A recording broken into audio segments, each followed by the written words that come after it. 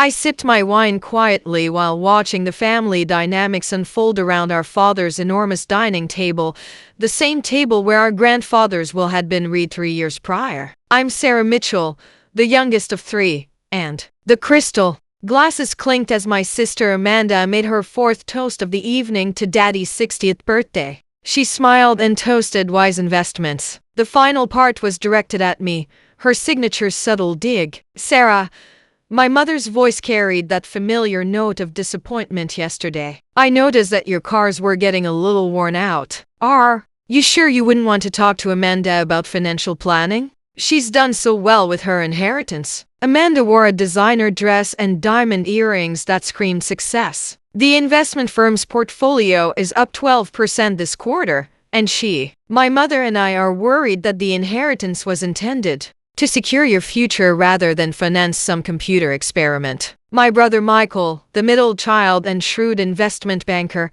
nodded in approval. You made a wise move, Mandy, unlike some people's. What did you call a tech venture? I changed my purposefully simple sweater so that it didn't have any designer labels for me yet. The penthouse in Manhattan or the fleet of cars I concealed in a warehouse across town.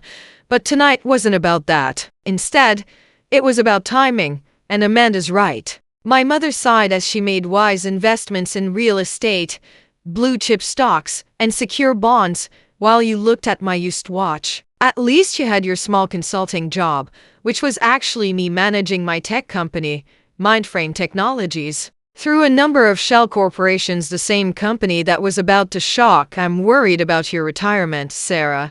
You're 32, because the business world told them about the new yacht club membership that Michael urged Amanda to join. That's what smart inheritance management looks like. Amanda lifted her chin. Well, since you mentioned it, Morgan and I recently got accepted to Golden Harbor Club, which is very exclusive. Not that some of us would know about such things anymore. My phone buzzed silently in my pocket one time. The family smart TV, which was mounted on the dining room wall, had been playing CNBC quietly in the background when the breaking news alert chimed. Talking of investments, I said softly, nodding toward the screen, and the headline flashed. Tech giant acquires Mindframe Technologies for $16 billion, the largest acquisition of the year. An inheritance could have set you up for life. App. Idea. At least I invested my share wisely. The newsreader's voice filled the stunned silence as Mindframe Technologies, the covert high company founded by Sarah Mitchell, was acquired for $16 billion in cash and stock. Mitchell founded the company with a small inheritance, so it's not possible, Amanda whispered, her perfect composure cracking. You wasted it. My mother's wine glass slipped from her fingers, shattering against fine china, and Amanda's fork clattered onto her plate. Michael choked on his bourbon. Everyone is aware of your inheritance, so I took out my phone to check the official notification. I had actually invested $16 billion, but not in beach houses and yacht clubs. My father's voice faltered. But he pointed out that you drive a used Honda, demonstrating how much you can accomplish when others underestimate you. I responded as I stood up to get my real coat, the hand-tailored Burberry I had stashed in the hallway. By the way, Amanda, regarding the Golden Harbor Club, I purchased it last month. Your membership revoked. Michael was frantically searching on his phone. He added, every week Forbes, Wall Street Journal, they're all running the story. Hidden billionaire startup queen Sarah. How did we not know? I smiled, recalling all the family dinners where they had lectured me about responsibility, all the snide remarks about wasting my potential, and all the times Amanda had shown off her smart investments while making fun of my decisions. You didn't know, I said quietly, because you saw what I wanted to visit the careless youngest child, the tech dreamer, the one who squandered her inheritance.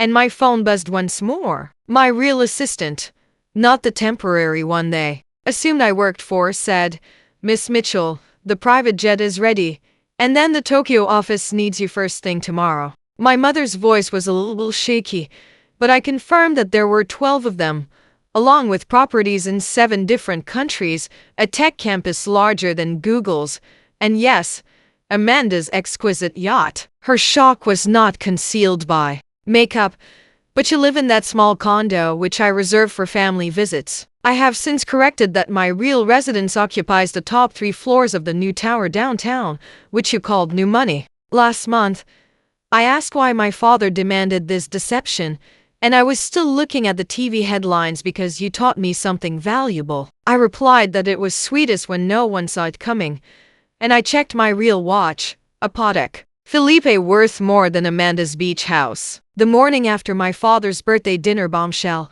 I sat in my actual office on the 100th floor of the Mindframe Tower. The floor-to-ceiling windows provided a perfect view of the Golden Harbor Club, where Amanda was likely still processing the revelations from last night. Your sisters had called 17 times, according to my executive assistant James. Your mother has already changed her country club bio to that of tech visionary Sarah Mitchell, and your brother is attempting to contact you through LinkedIn. James went on, your brother's investment bank is frantically attempting to set up a meeting, and Amanda's husband, Morgan, has sent 4 emails regarding investment opportunities. I grinned as I read the morning headlines on my digital wall Mindframes. A $16 billion acquisition shocks the tech world.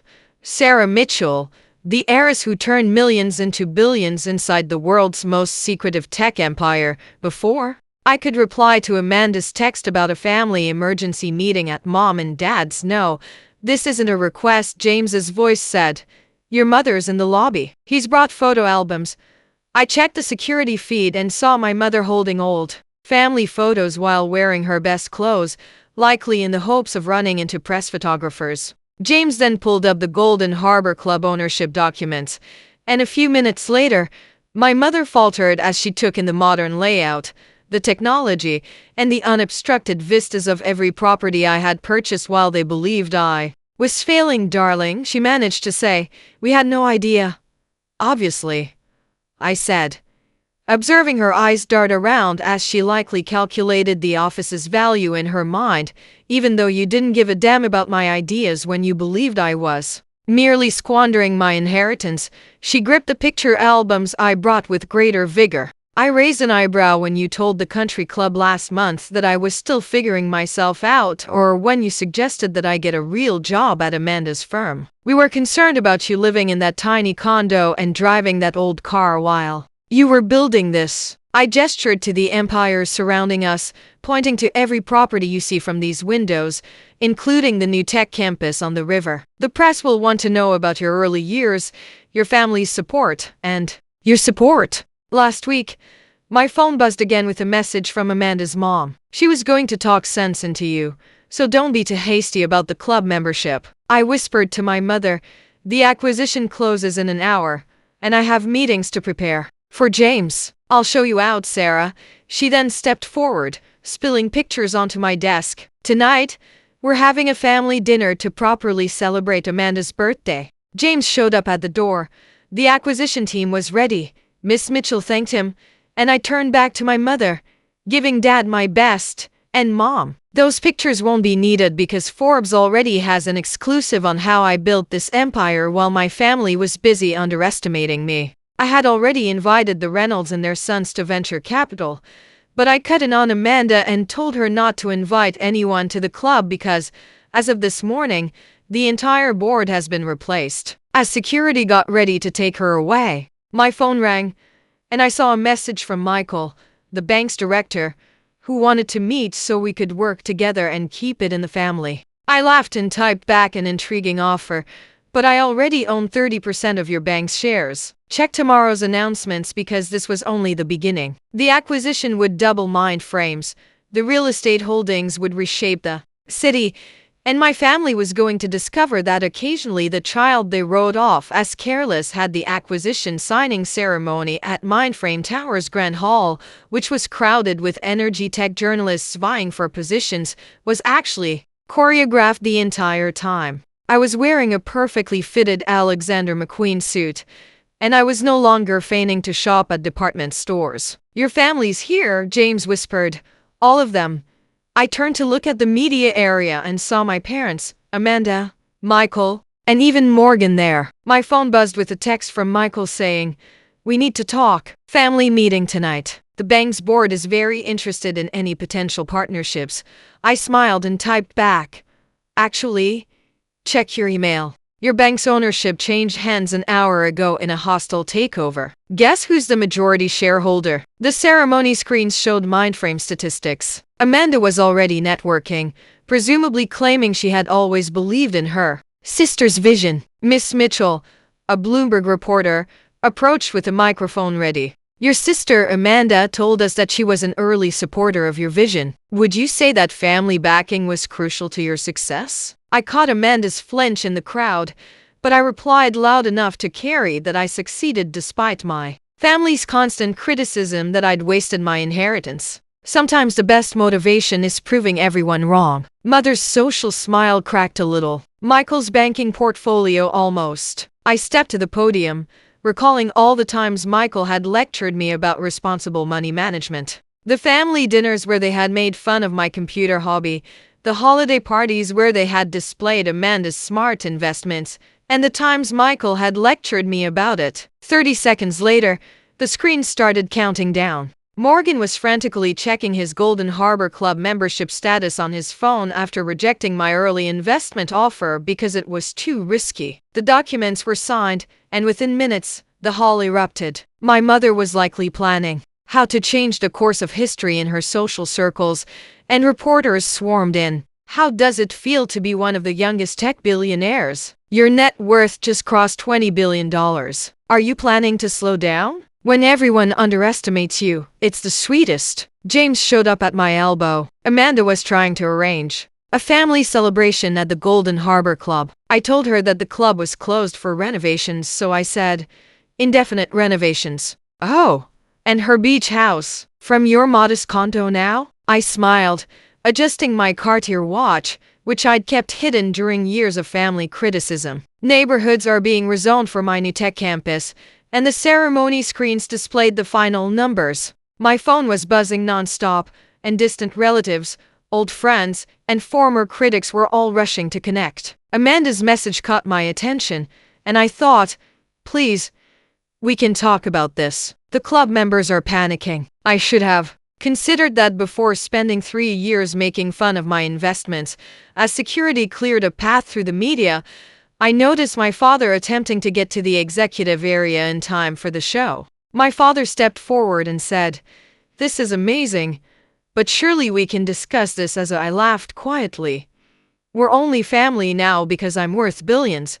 And then I walked to my window wall, looking out over the city I'd reshaped while his careless daughter had truly built him the mind frame that the executive floor was a testament to everything they dismissed, including state-of-the-art everything, priceless art, and views that turned Amanda's beach house into a pool shed. But why the deception? Mother whispered. Because you taught me something valuable. I turned back. They thought I was failing that inheritance, and you thought I wasted it. I turned it into this building. You see every company. You know every success. You mocked it all, and you said it was all part of my plan. Success isn't about impressing family. It's about proving them wrong, even if you have to do it in secret while they make fun of your choices. Amanda then came forward to the club. Membership has been permanently revoked. I've paid you back for all the times you boasted about your smart investments while making fun of mine. You can't just... Michael started. Schley, I can. And I am. I pressed a button that displayed Mindframe's entire portfolio on my digital wall while you were trying to sell me mutual funds. I was building this, buying every property, every success, and you were too busy judging to notice the stock tickers that attracted everyone's attention. My net worth has now surpassed $25 billion.